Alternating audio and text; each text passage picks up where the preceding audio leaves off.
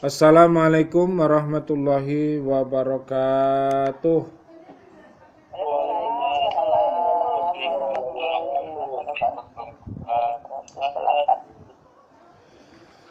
Bismillah, alhamdulillah, salatu wassalamu ala rasulillah. Asyhadu an la ilaha illallah, asyhadu anna muhammadar rasulullah.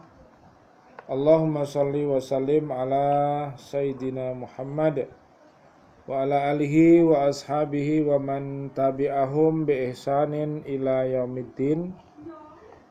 Bi'aunillah bi'idnillah, alhamdulillah kita sudah belajar ilmu tajwid, kita sudah belajar baca, dan saatnya kita memahami surat Al-Kautsar. Surat Al-Kautsar ini terdiri dari 3 ayat, jadi termasuk surat terpendek. Ya, jumlahnya hanya 3 ayat. Suratnya nomor 108. Ya, artinya nikmat yang banyak. Berarti nikmat yang banyak. Jadi sekali lagi, insya Allah kita besok akan memperingati melakukan Idul Adha atau Idul Kurban. Jadi sekali lagi, ibadah kurban itu termasuk ibadah yang paling tua. Ya, kenapa kok ibadah yang paling tua? Kira-kira ada yang bisa jawab? Apa ada ibadah muda? Kira-kira kok diarani tua itu kenapa?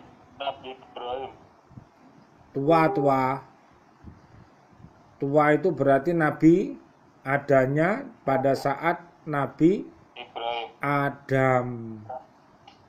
Jadi zaman Nabi Adam alaihissalam, surat kelima, sampean tulis surat kelima, ayatnya ayat 27 sampai 50. 5 itu namanya surat Al-Maidah. Sampean baca sendiri nanti.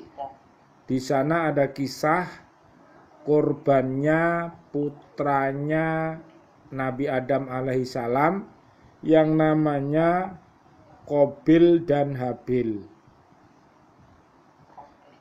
Jadi syaratnya korban itu diterima harus dengan yang baik, yang baik-baik. Kalau misalnya tumbuh-tumbuhan atau buah-buahan, ya harus yang terbaik. Jangan sampai yang diberikan kepada orang itu yang busuk-busuk. Kira-kira kalau sampean dikasih yang busuk itu mau apa tidak? Gak mau. Jadi kalau memberikan kepada orang itu harus ditanyakan kepada diri sendiri. Oh, aku wae gak mau. Ya, yang busuk, kucing aja gak mau. Ya. Jadi kasihan. Kalau ngasih kan ya yang segar-segar gitu, jangan yang busuk. Lah, Qabil itu mempersembahkan korban dari hasil pertanian, tapi yang jelek-jelek, yang bongkeng-bongkeng. Kalau telo ya telo sing bongkeng. Ya, yang busuk-busuk akhirnya ditolak sama Gusti Allah, enggak diterima. Enggak diterima, muring-muring. Loh, muring-muring. Lah, anaknya satunya namanya Habil. Habil ahli peternakan. Korbannya Habil itu adalah wedhus gibas. Tahu wedhus gibas? Mbek itu loh, mbek. Yang pada waktu Nabi Ibrahim diperintah untuk mengorbankan putranya Nabi Ismail alaihissalam itu, terus diganti dengan seekor domba itu. Ya, ceritanya begitu ya. Jadi sekali lagi bisa dilihat, dibaca-baca artinya bahwa ibadah korban itu ada pada zaman Nabi Adam alaihissalam. Kemudian terus ke bawah Nabi Ibrahim alaihissalam, ya, para nabi-nabi nomor 1 sampai nomor 25, terus akhirnya sampai Nabi Muhammad Shallallahu Alaihi Wasallam. Jadi luar biasa, korban ini penting ya, karena dengan korban itu nanti kita bisa dekat dengan Allah. Artinya dengan ibadah korban itu menandakan bahwa kita itu mau bersedekah. Harta yang kita miliki itu tidak kita makan sendiri, tapi ternyata sebagian harta yang kita miliki itu adalah haknya orang lain ya Bu ya. Kita berbagi. Zis itu loh Bu, tahu zis Bu? Tahu zis? Zis, Z-I-S. Ada yang tahu? Zis. Terus? Zakat, infak. S. Sodako. Nah, Zis Islamic Center. Sing biasa namanya saya ngaji ono mobile tulisannya Zis Jatim dulu. Makanya kalau ngaji di Islamic Center itu sambil baca-baca toh. Sing diwaca ambulan nih. Lah yo, yang diwaca mesti ambulan COVID-19 ngono wae. Mobil jenazah Islamic Center, mobil bus ZIS itu dibaca kabeh. Ya. Jadi kalau ke Islamic itu baca, ada tulisan apa bacae. Mari ngono terus didelok. Caranya begitu. Itu namanya belajar tersirat dan tersurat. Ngono lho. Surat. Jadi Islamic Center itu ada dalam Al-Qur'an. Islam Center pusat. Nah, itu nanti lihatan ya di surat kedua ayat ini HP-nya siapa yang nyembur-nyembur ini?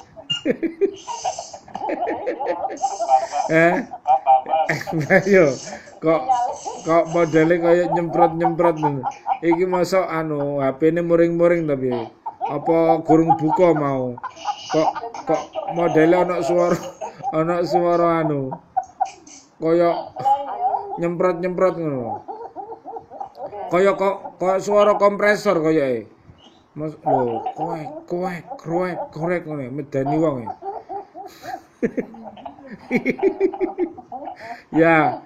Jadi Bu, kalau tentang Islamic Center itu bisa dilihat nanti surat kedua ayat 207 sampai 208. Jadi di sana ada pertama yang 207 itu semua amalan kita harus didasari dengan ikhlas. Itu yang pertama 207.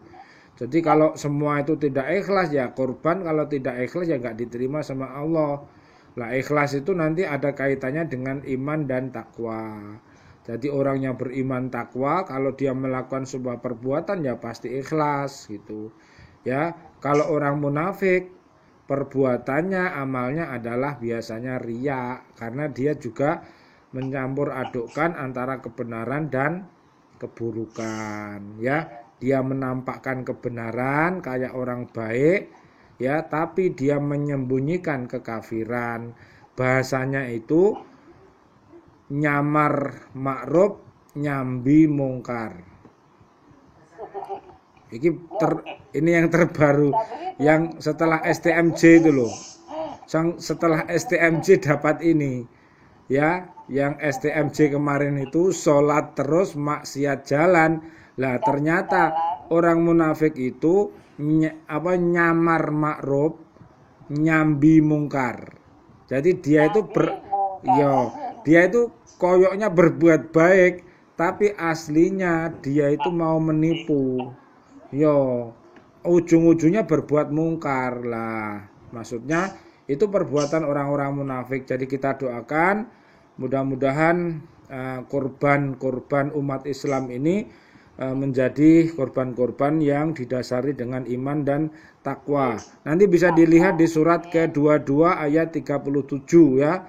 Jadi daging-daging korban itu ya, darah-darah korban itu tidak bisa sampai mendapatkan ridhonya Allah kalau tidak didasari dengan iman dan takwa. Ya, baik. Sekarang lihat 108. A'udzubillahi minasyaitonirrajim. Bismillahirrahmanirrahim. Inna a'tainakal kautsar. Coba dibaca artinya, Bu Tuti. Dalam, Dibaca artinya. sungguh kami telah memberimu Muhammad nikmat yang banyak. Sesungguhnya kami telah memberikan kepadamu nikmat yang banyak. Ya, jadi sekali lagi, bisa nggak kita menghitung nikmat yang diberikan Allah kepada kita? Kira-kira bisa nggak? Bisa. Saking banyaknya ya. Makanya kita harus berterima kasih kalau dikasih nikmat itu ya. Nikmat sandang, pangan, papan. Nikmat yang paling besar tuh iman dan takwa, Bu. Ya. Kalau iman dan takwa nggak ada ya semuanya sia-sia. Sehatnya sia-sia, sakitnya sia-sia, matinya sia-sia. Tapi kalau orang beriman takwa, sehatnya baik, sakitnya baik, wafatnya juga baik. Jadi nggak ada ruginya, Bu, orang beriman takwa. Makanya kita harus berupaya. Dalam ayat ini Allah menerangkan bahwa Dia telah memberi Nabi Muhammad SAW nikmat dan anugerah yang tidak dapat dihitung banyaknya dan tidak dapat dinilai tinggi mutunya. Walaupun orang-orang musyrik memandang hina dan tidak menghargai pemberian itu disebabkan kekurangan akal dan pengertian mereka. Jadi orang-orang kafir Quraisy itu untuk mengenal Nabi Muhammad dan syariat yang dibawa, karena mereka itu kurang akalnya, namanya apa itu?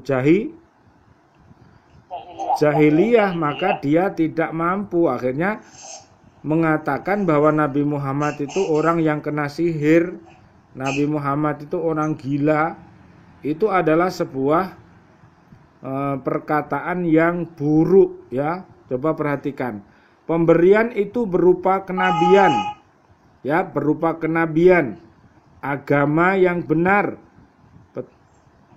petunjuk dan jalan yang lurus yang membawa kepada kebahagiaan hidup di dunia dan di akhirat. Loh, Bu, itu loh. Ya, pemberian yang luar biasa itu tadi ya.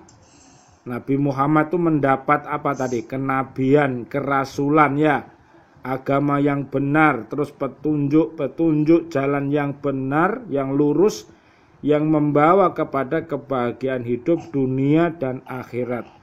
Orang-orang musyrik di Mekah dan orang-orang munafik di Madinah mencemoohkan dan mencaci maki Nabi Muhammad ya, dan umatnya yang mengikuti itu dicaci sebagai berikut. 1.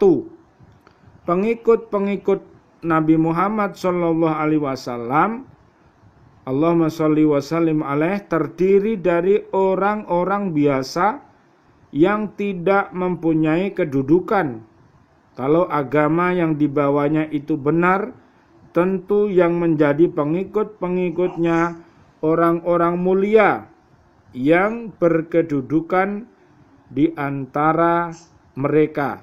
Ucapan ini bukanlah suatu keanehan karena kaum Nuh alaihi salam juga dahulu kala telah menyatakan yang demikian kepada Nabi Nuh alaihi salam. Allah berfirman, faqalal mala'ul ladzina kafaru min qaumihi ma naraka illa basyaram mithlana wa ma naraka taba'aka illa alladzina hum aradiluna badiyar ra'yi wa ma nara lakum alaina min fadlim bal nadunnukum kadibin. Maka berkatalah para pemuka yang kafir dari kaumnya, Kami tidak melihat engkau melainkan hanyalah seorang manusia biasa seperti kami.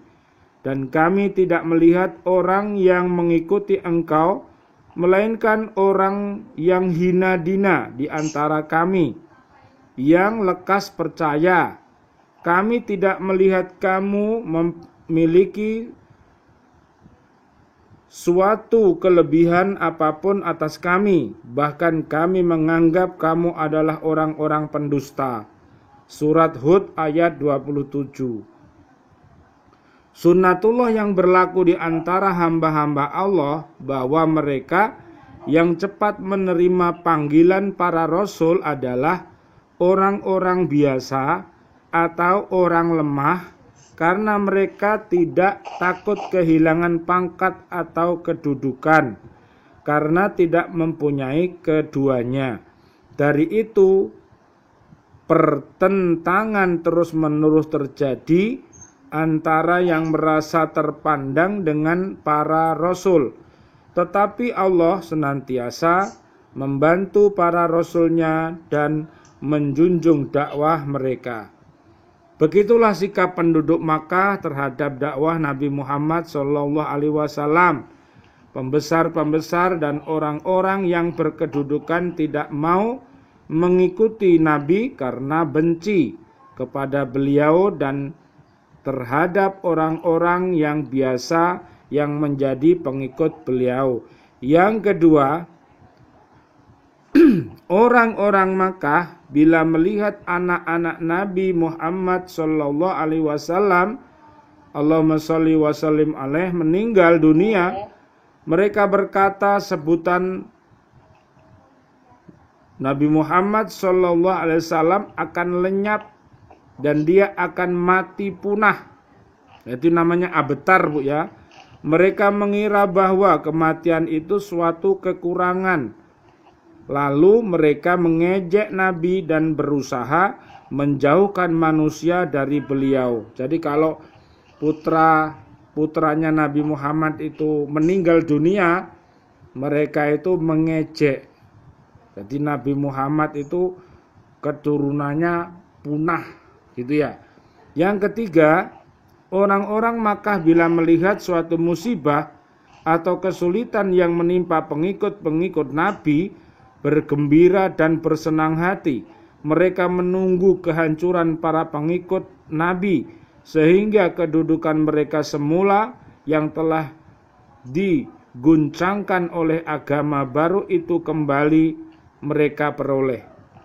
Pada surat ini Allah menyampaikan kepada Rasulnya bahwa tuduhan-tuduhan yang dilontarkan oleh orang musyrik itu adalah suatu prasangka yang tidak ada artinya sama sekali, namun semua itu adalah untuk membersihkan jiwa-jiwa yang masih dapat dipengaruhi oleh isu-isu tersebut dan untuk mematahkan tipu daya orang-orang musyrik agar mereka mengetahui bahwa perjuangan Nabi Muhammad SAW pasti akan menang dan pengikut-pengikut beliau pasti akan bertambah banyak.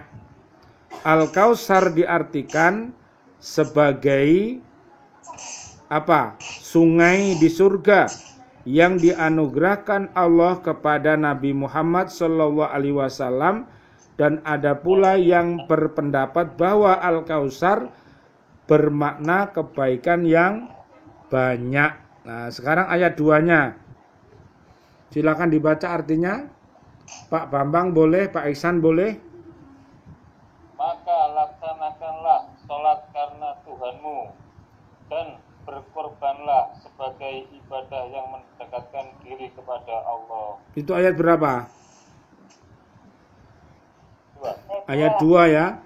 Dalam ayat ini Allah memerintahkan Nabi Muhammad SAW, Allahumma sholli wa sallim alaih, agar mengerjakan sholat dan menyembelih hewan kurban karena Allah semata, karena Dia sajalah yang mendidiknya dan melimpahkan karunia-Nya.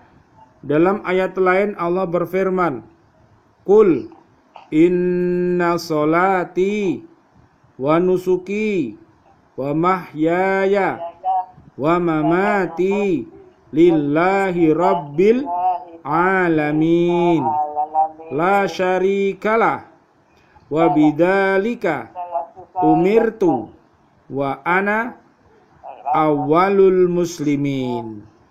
Katakanlah Muhammad, sesungguhnya salatku, ibadahku, hidupku dan matiku hanyalah untuk Allah, Tuhan seluruh alam.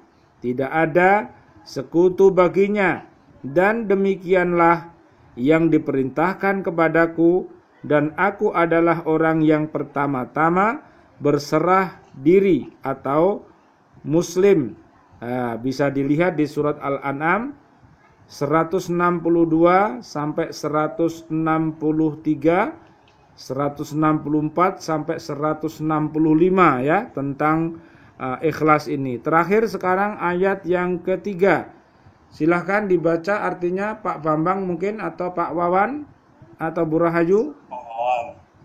Ya, Pak Bambang.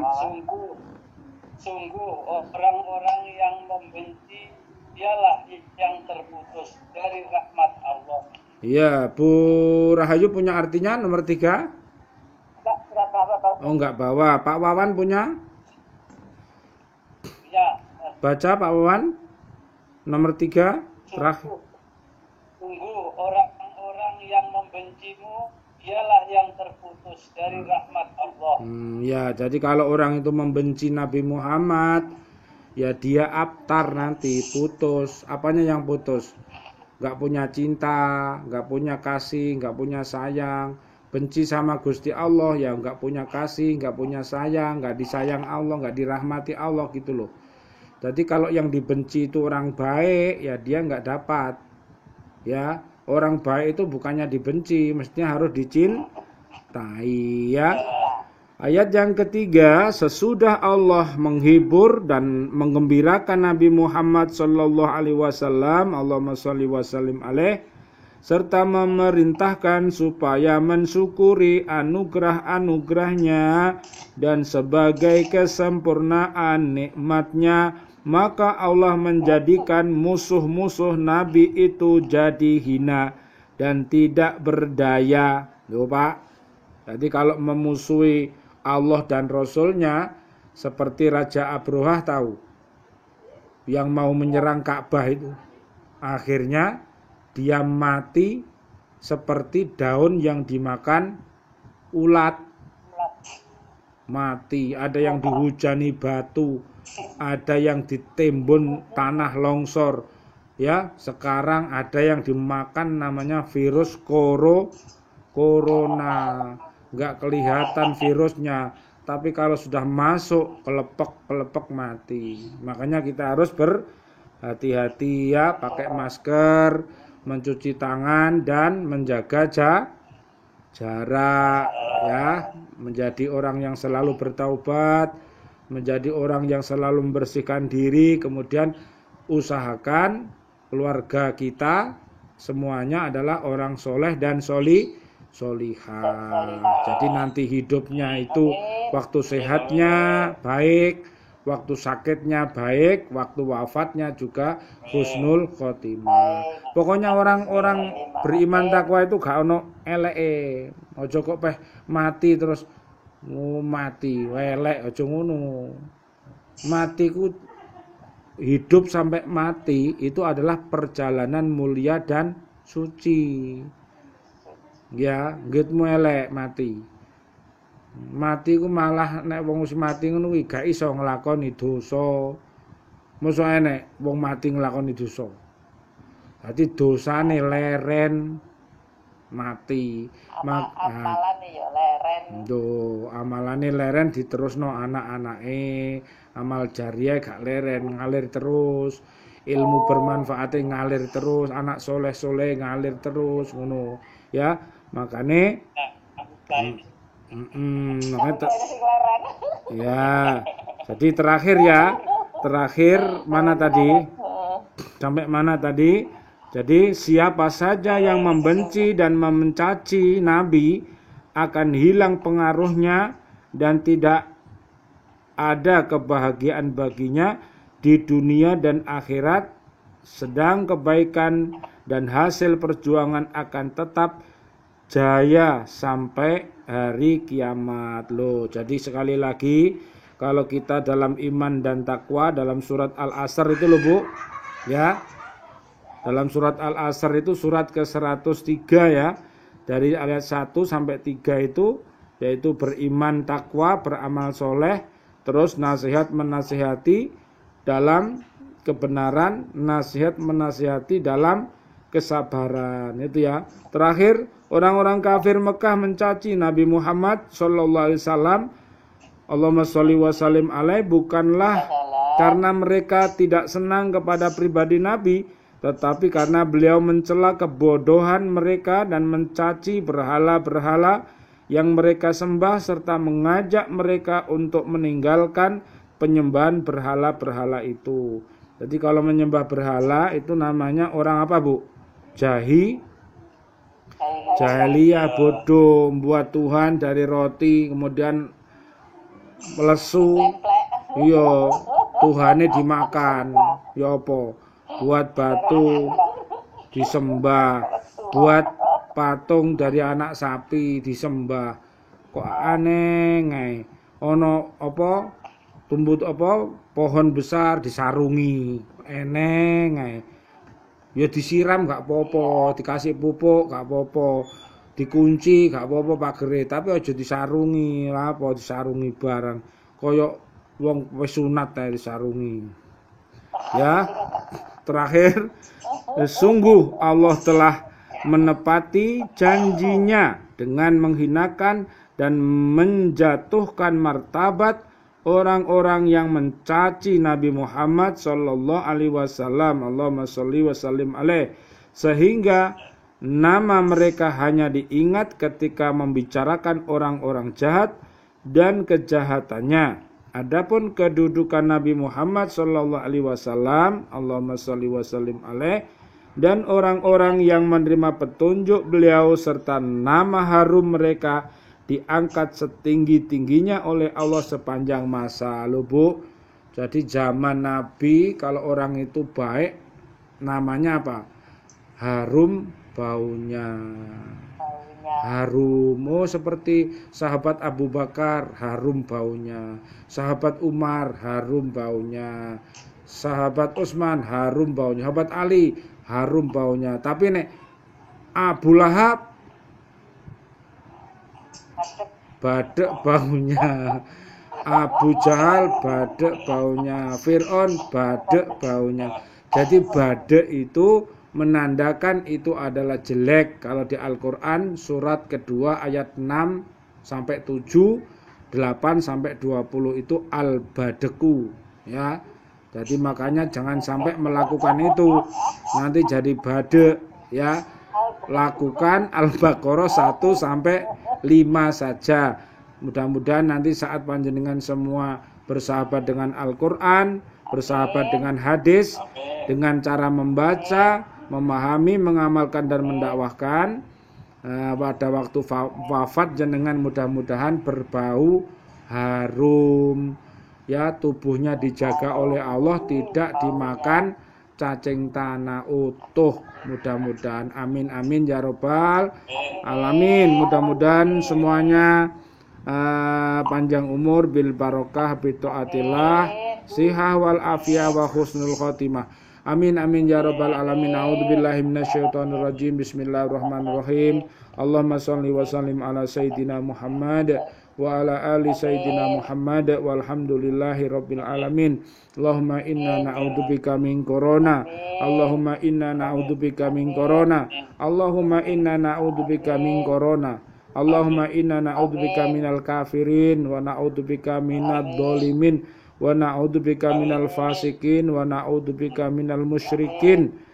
Rabbana taqabbal minna innaka antas samiul alim wa tub alaina innaka antat tawwabur rahim. Walhamdulillahi rabbil alamin.